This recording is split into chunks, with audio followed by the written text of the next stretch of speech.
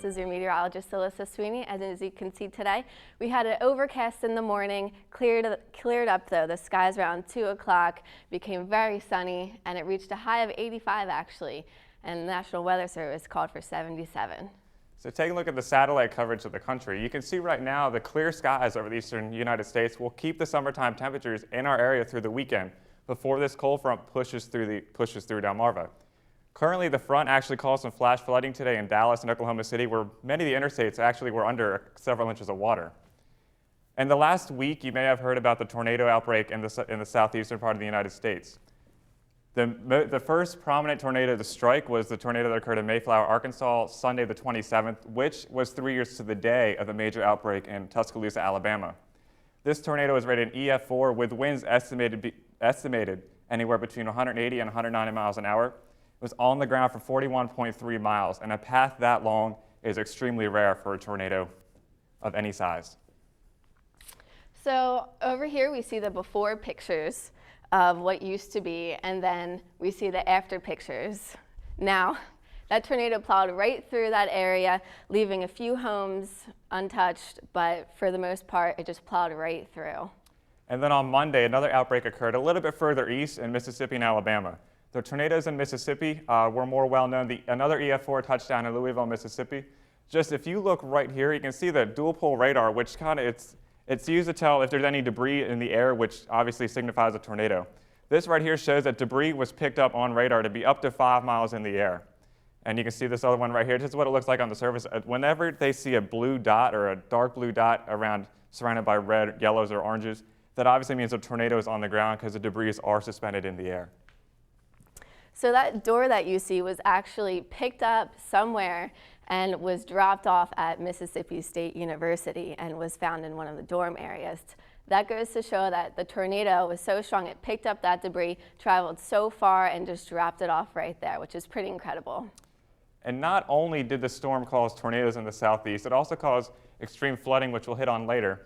Right now, it's just the storm reports ranging from Sunday the 27th all the way through Tuesday the 29th. You notice the majority of storms move east throughout the day.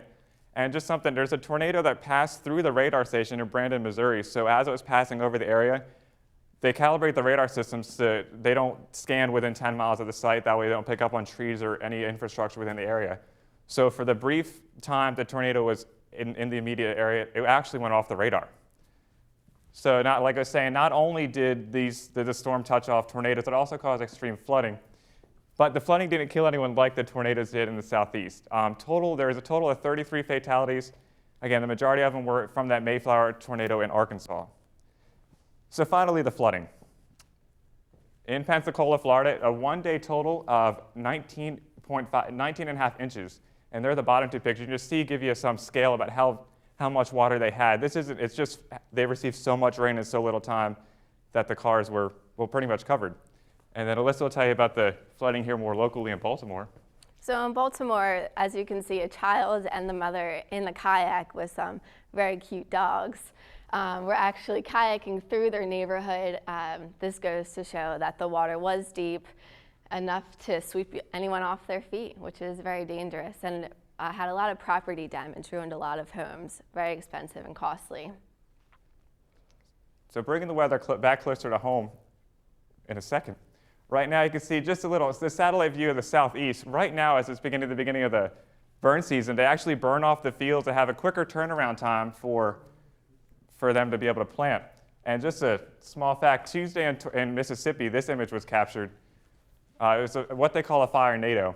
And what it was is the heat was so extreme, the wind was so extreme that Alyssa will tell you more about that.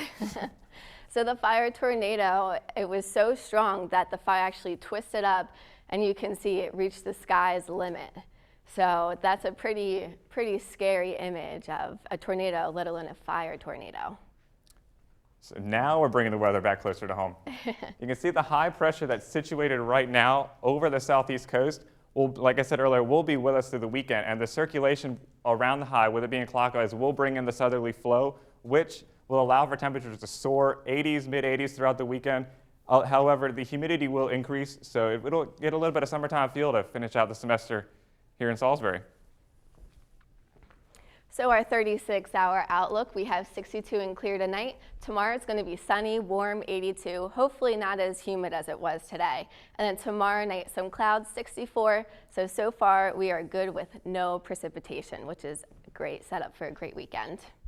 So for your weekend outlook, tomorrow morning, taking a look at the surface map, you can see the warm front slowly push their area this morning, actually, which caused the increase in temperatures and humidity. The cold front is going to take its time reaching across the country, which is perfect news for us because, as you can see, Saturday doesn't really move too pretty far. It's still west of the Appalachians. The rain chances won't, you had a slight chance Saturday afternoon just from the usual summertime pop-up thunderstorms. However, that chance is only 20%. And actually, when this front comes through, it actually will be pretty dry front, so you won't see any high chances of rain. Our 7-day outlook. Friday and Saturday, very nice, 82, 83 degrees. Sunday, like Travis said, possibly 20% chance of a shower. And then Monday, Tuesday, Wednesday, some clouds, possibly rain, but still in the 70s. And finishing off Thursday, a little bit cooler, still 70s, which I consider to be a great comfortable temperature for this area. So for all you students at Salisbury, good luck on your finals. It will be hard to study, though, with temperatures being in the low to mid 70s. But get that studying done and have a good summer. That's all for us. Everyone. Stay classy, Salisbury.